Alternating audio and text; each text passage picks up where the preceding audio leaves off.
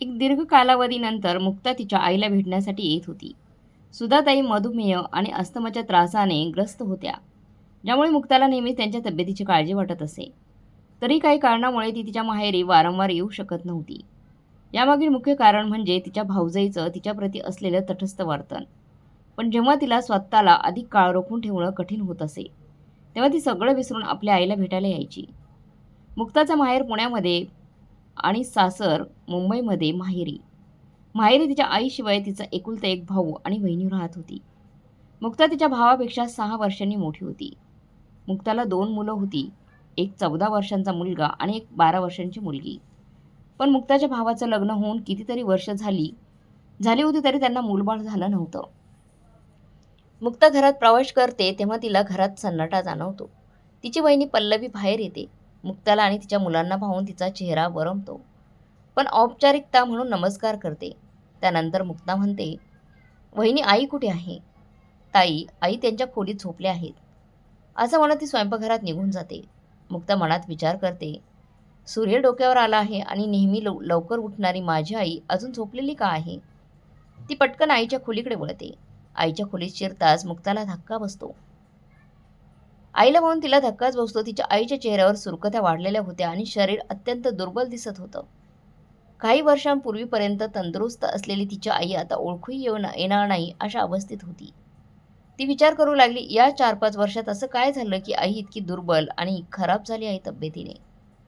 सुधाताई आपल्या मुलीला पाहून चेहऱ्यावर एक हलकं स्मित आणत म्हणाल्या, "हो ग, ठीक आहे मी, तू काळजी करू नको. तू कधी आलीस?" हे दृश्य पाहून मुक्ताचे डोळे पाणावले. ती काही बोलू शकत नव्हती. कारण आयुष्याच्या या वळणावर तिच्या आईची स्थिती पाहून तिच्या मनात दुःखाचं मळभ दाटलं होतं. अरे संसार संसार जसा तवा अंगार, अशी स्थिती तिच्या मनात निर्माण झाली होती, जिथे तिला आईची काळजी आणि तिची दुर्बल अवस्था सतावत होती. काहीच वेळापूर्वीच आली आहे.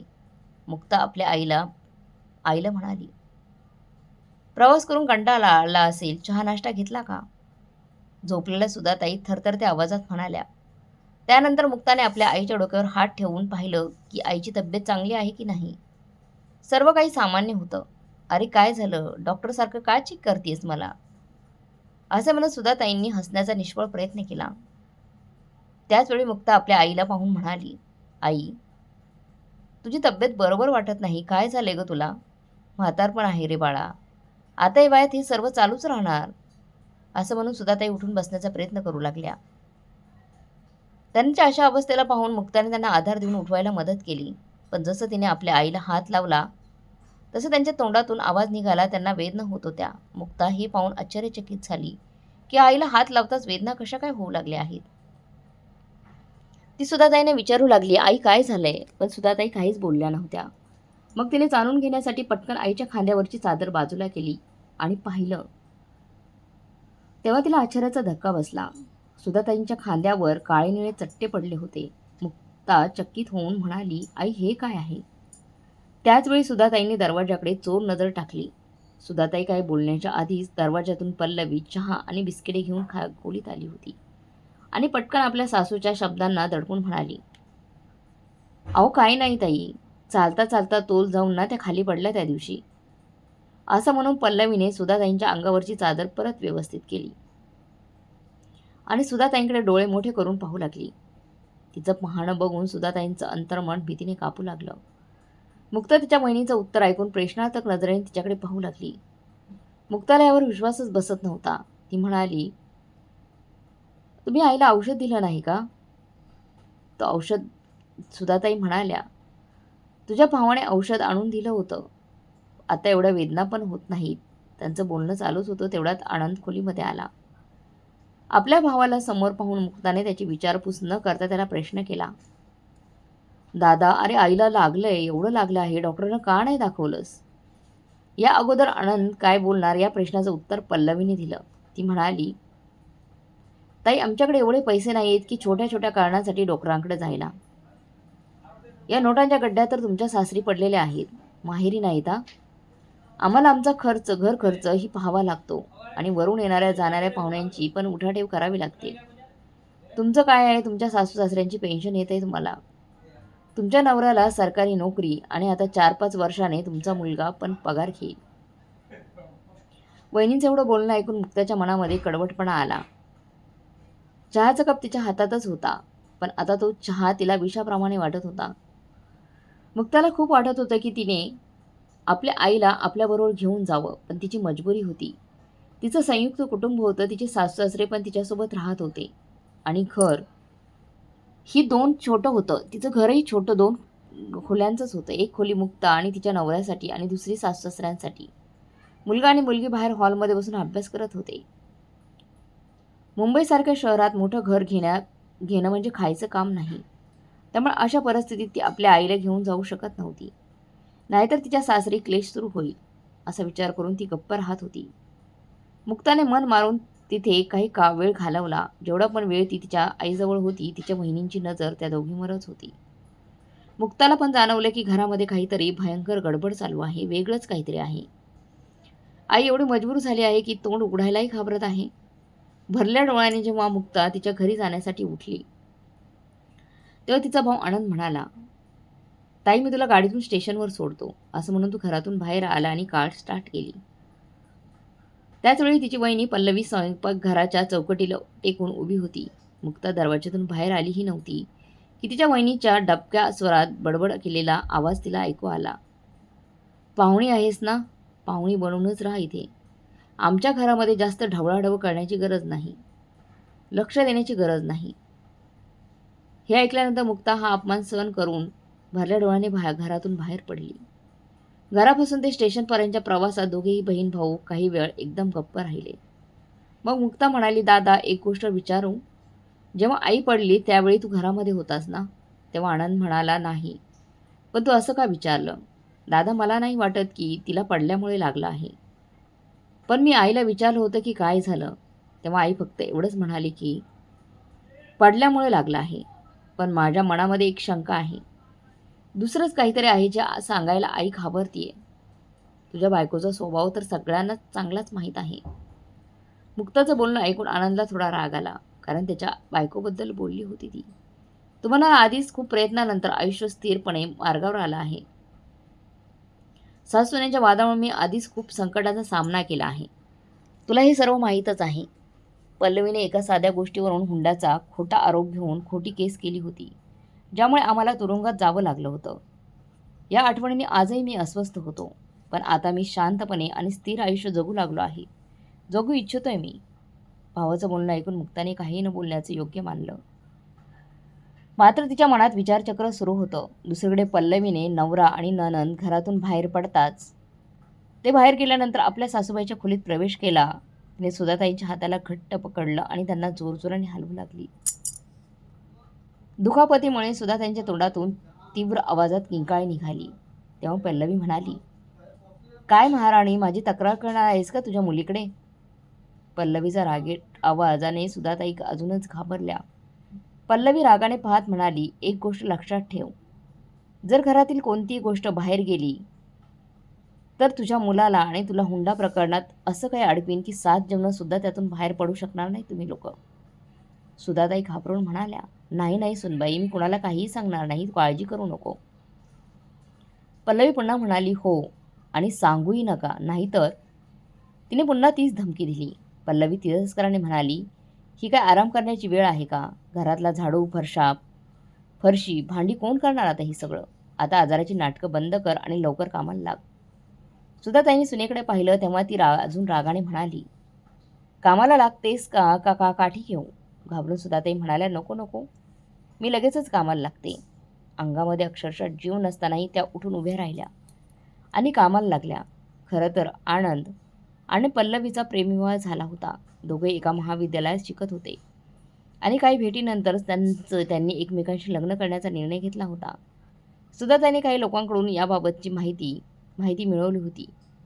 पल्लवी आणि तिच्या कुटुंबातील लोक चांगले नाहीत हे समजलं आणि अनेक लोकांनी सुधाताईंना सांगितलं होतं की या लोकांशी नातं जोडू नका. पण आनंद ऐकला तयारच नव्हता. तो त्याच्या निर्णयावर ठाम होता. तिकडे पल्लवीने ठरवलं होतं की ती फक्त आनंदशीच लग्न करेल. अखेर कुटुंबाला त्यांच्या हट्टापुढे झुकावं लागलं आणि पल्लवी या घरामध्ये सून म्हणून आली. आनंदची इच्छा होती की लग्नानंतर त्याच्या आईला पूर्ण आराम मिळावा. आणि त्याची पत्नी घरातील सर्व जबाबदारी तिने सांभाळावी. परंतु पल्लवीला ना घरातली कामं करण्याची आवड होती ना घरात राहण्याची. काही काळ ती संस्कारी आणि आदर्श सून असल्याचं नाटक दाखवू लागली, पण हळूहळू तिने आपली खरी ओळख दाखवायला लागली. आता तर तीच तिचं रोजचं पार्टीत जाणं, फिजूल खर्च करणं हाच नित्यक्रम झाला होता. आनंद कामावर गेल्यावर पल्लवी बाहेर फिरायला निघायची आणि संध्याकाळपर्यंतच घरी परतायची. पल्लवी जेव्हा घरी असायची तेव्हाही ती कोणतीच जबाबदारी घेत नव्हती.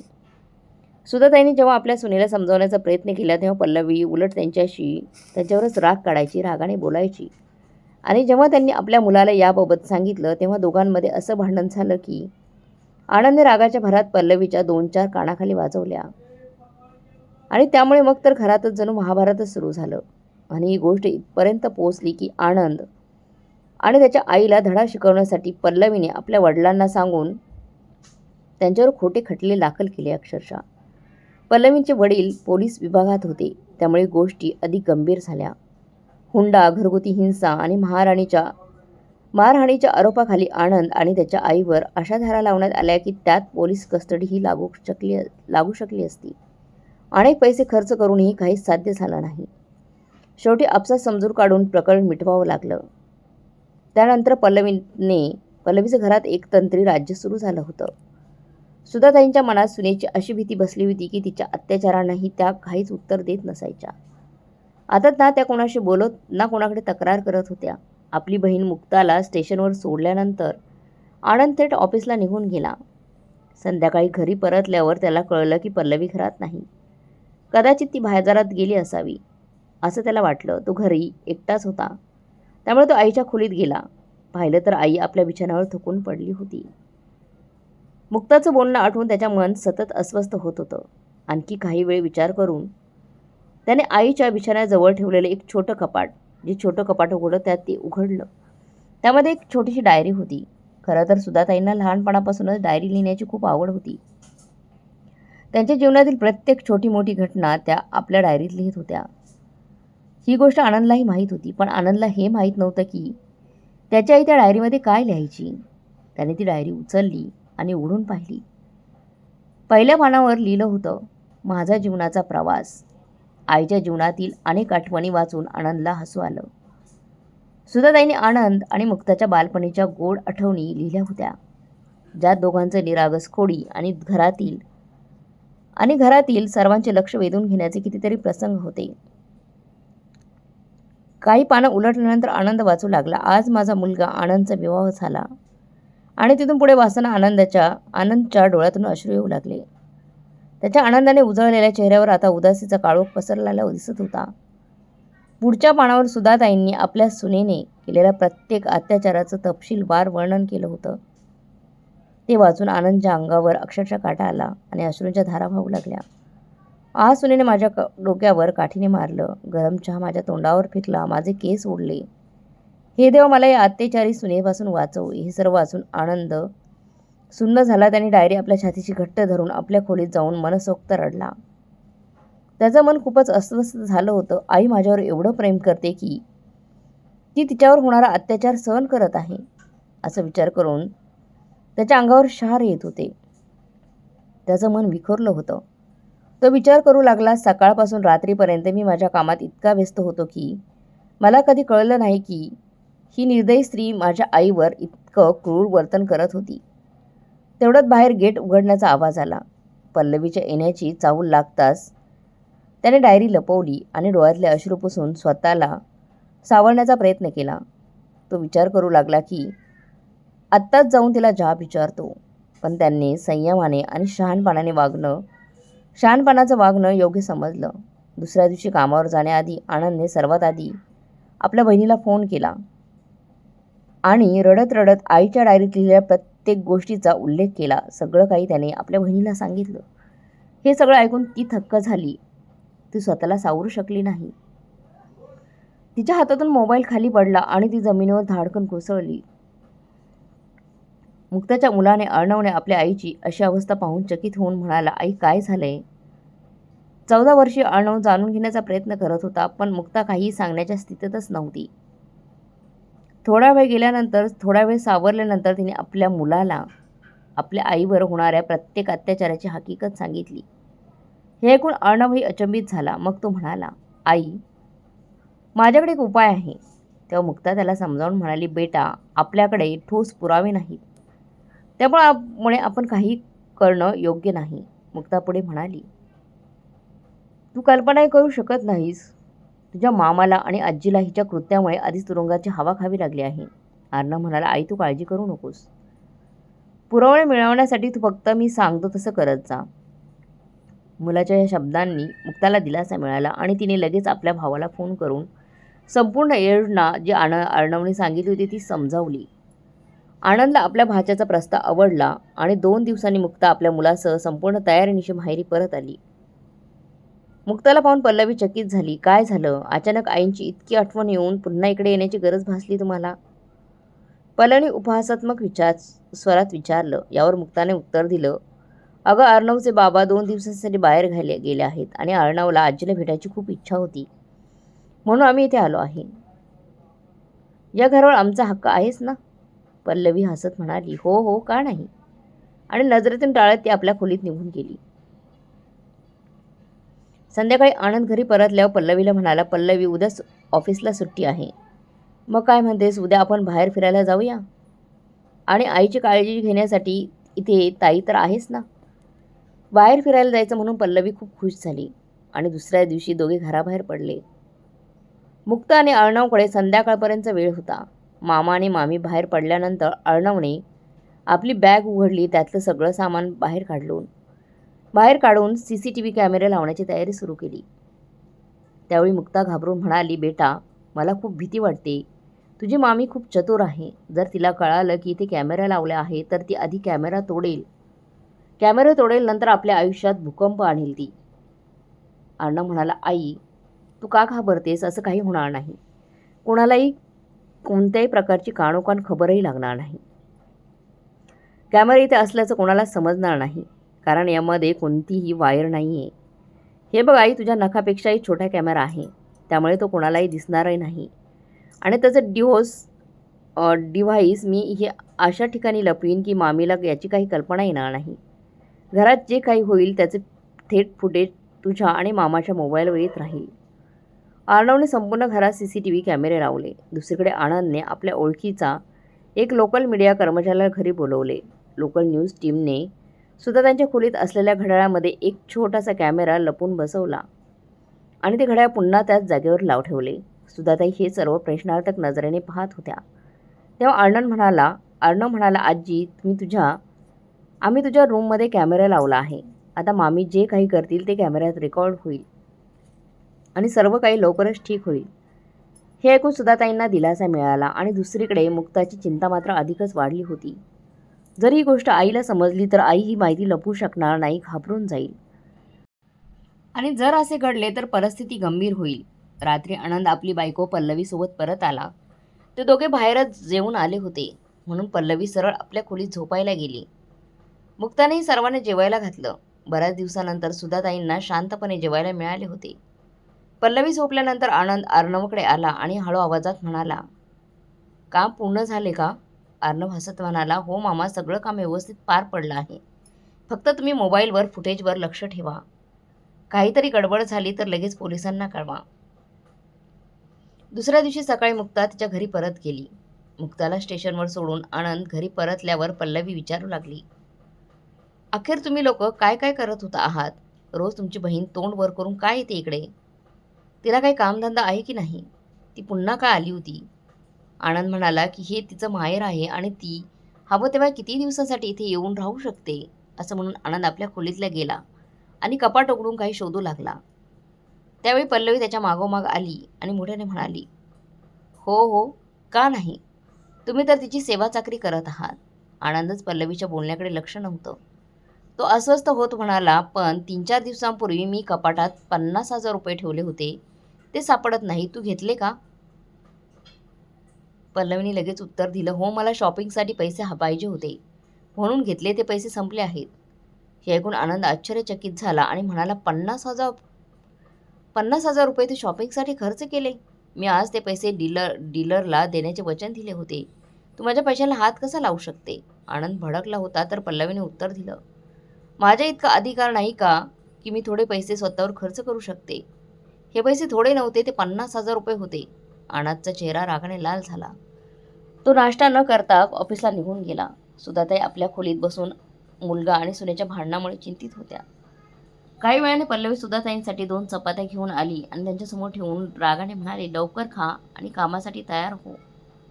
आज तुझी मुलगी इथे नाहीये, त्यामुळे लवकर कामावर लागायचंय. तेव्हा सुधाताई म्हणाल्या, मला श्वास घ्यायला त्रास होत आहे, त्यामुळे मला काम करणं शक्य नाही आज. पल्लवी जी आधीच भांडणामुळे संतापलेली होती ती सुधाताईंवर ओरडू लागली. आत्ताच तुमची तब्येत बरी करते असं म्हणून पल्लवीने नाश्त्याची प्लेट फेकून एका बाजूला फेकली आणि सुधाताईंची केस पकडून त्यांना जमिनीवर ओढलं. त्यानंतर ती झाडू घेऊन आली आणि झाडू पाहून सुधाताई घाबरून जोरात ओरडायला सुरुवात केली. त्यांच्या आक्रोशाने पल्लवीचा राग आणखी वाढला. झाडू एका बाजूला फेकून ती मोठ्याने म्हणाली, आज एकदाचं सगळं काम संपवते, हा रोजचा त्रास नको. असं म्हणून पल्लवीने तिची ओढणी सुधाताईंच्या गळ्याला बांधू लागली. सुधाताई स्वतःला सोडवण्याचा प्रयत्न करत होत्या. पल्लवीने तिच्या क्रूरपणाची सीमा अक्षरशः पार केली होती. रोजचा हा त्रास आजच संपवते असं ती मोठ्याने म्हणू लागली. तुझी प्रत्येक गोष्ट कॅमेऱ्यामध्ये रेकॉर्ड होत आहे. आता तुला कधीच सुटका नाही. तुझ्या पापांचा घडा भरला आहे. सुधाताई एवढं म्हणताच पल्लवी मोठ्याने म्हणाली, काय कॅमेरा? हो कॅमेरा, आता तू वाचणार नाहीस. कॅमेऱ्यामध्ये तुझ्या विरुद्ध सगळे पुरावे अक्षरशः गोळ झाले आहेत. सुधाताई कपाळावर ठेवलेल्या डिव्हाइसकडे इशारा करून दाखवला. ते पाहून पल्लवी घाबरली आणि म्हणाले, अच्छा, तर हे सगळं करण्यासाठी आली होती तुमची मुलगी, पण तिची ही चाल पूर्ण होऊ देणार नाही मी. असं म्हणून तिने आपल्या वडिलांना फोन केला आणि यायला सांगितलं. कॅमेरा आणि सगळ्या तारा ओढून पाहिल्या आणि थोड्याच वेळात आपल्या वडिलांबरोबर मिळून पल्लवीने कॅमेरा आणि तारांसह संपूर्ण डिव्हाइसचे तुकडे तुकडे केले. वडील आणि मुलगी त्यांच्या यशाबद्दल खूपच खुश होते की आता त्यांना माहीत नव्हतं की सगळे फुटेज आधीच आनंदच्या मोबाईलमध्ये रेकॉर्ड झाले आहे. लोकल न्यूजच्या चॅनलवर सर्व घटनांचे लाईव्ह प्रदर्शन सुरू केले होते. पल्लवी आणि तिच्या सब इन्स्पेक्टर वडिलांची सर्व कृत्ये लाखो लोकांनी पाहिले. या प्रकरणाशी संबंधित असलेले एस.पी. साहेबांना देखील दाखवण्यात आले. लोकल न्यूज रिपोर्टर आणि एस.पी. साहेबच्या टीमसमोर आनंद घटनास्थळी आला. त्याने पाहिलं की सुधाताई एका कोपऱ्यात घाबरून बसलेल्या होत्या आणि त्यांच्या चेहऱ्यावर भयाचे संकेत होते. एका ठिकाणी झाडू पडलेला होता तर दुसऱ्या ठिकाणी कॅमेऱ्याचा डिव्हाइस चकनाचूर झाला होता. पल्लवी आणि तिच्या वडिलांना ताब्यात घेण्यात आलं. आज एवढे मोठे पुरावे जमा झाले होते की ज्या वडिलांच्या भरोशावर ती हे सगळं करत होती, आज त्या वडिलांच्या हातातच काहीच नव्हतं. अत्याचारी सुनेच्या या कृत्याची माहिती सर्व चॅनलवर प्रसारित होत होती आणि पल्लवीच्या वडिलांना पोलिसाच्या सेवेतून निलंबित करण्यात आलं. पल्लवी आणि तिच्या वडिलांच्या विरोधात कोर्टात केस सुरू करण्यात आली. कोर्टाच्या सुनावणीच्या दिवशी सर्व लोकल आणि राष्ट्रीय न्यूज चॅनल्सचे या प्रकरणाची हायलाइटिंग केली आणि देशवासियांचे लक्ष या प्रकरणाच्या निकालावर केंद्रित झाले. सर्व पुरावे आणि साक्षींच्या आधारावर कोर्टाने पल्लवीला आयुष्यभराच्या कारावासाची शिक्षा दिली आणि तिच्या वडिलांना पोलीस सेवेतून अनुचित फायदा घेतल्यामुळे आणि पुरावे नष्ट करण्याच्या प्रयत्नासाठी 12 वर्षासाठी तुरुंगवासाची शिक्षा सुनावली. या निर्णयाने कोर्टरूम टाळ्यांच्या गडगडाटाने गुंजले. सर्व देशवासियांना कोर्टाच्या निर्णयाचे स्वागत केले. अर्णवच्या हुशारीमुळे सुधाताईंना त्यांच्या सुनेचा अत्याचारातून मुक्ती मिळाली आणि आनंदला त्यांच्या क्रूर बायकोच्या गुलामीतून मुक्ती मिळाली. हे प्रकरण समाजासाठी एक आदर्श बनलं. तर मग मित्रमैत्रिणींनो, तुम्हाला आजची कथा कशी वाटली कमेंट बॉक्समध्ये नक्की कळवा.